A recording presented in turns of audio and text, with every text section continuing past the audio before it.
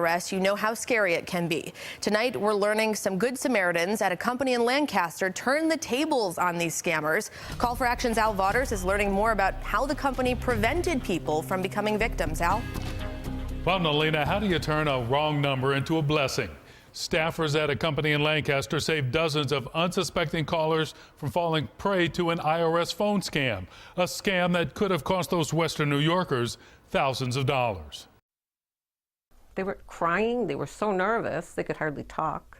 It was terrible. The call started as a trickle last week and turned into a flood of wrong numbers coming into Samuel Sons and Company in Lancaster.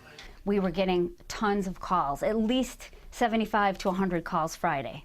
Every one of those callers was trying the same wrong number, and they were terrified because they were being threatened by the IRS, or at least they thought it was the IRS. One woman actually was crying.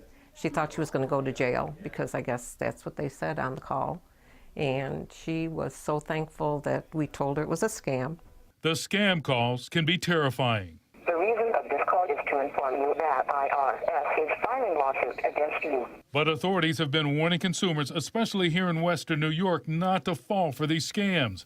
The commissioner of the IRS himself, John Koskinen, has personally made that appeal. The scammers, the way they're threatening people is not the way we do business. We'll never ask people to make a payment and demand it on the phone. For a better part of Friday, Tammy, Bernie, and the other staffers at Samuel Sons were helping dozens of unwary callers avoid getting ripped off. Oh, they were so sad. There was all elderly people.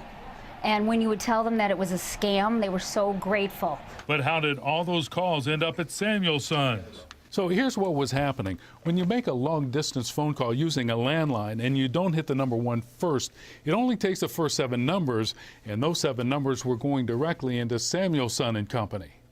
So the people who got us were lucky because we would tell them that it was a scam, and they were grateful. So.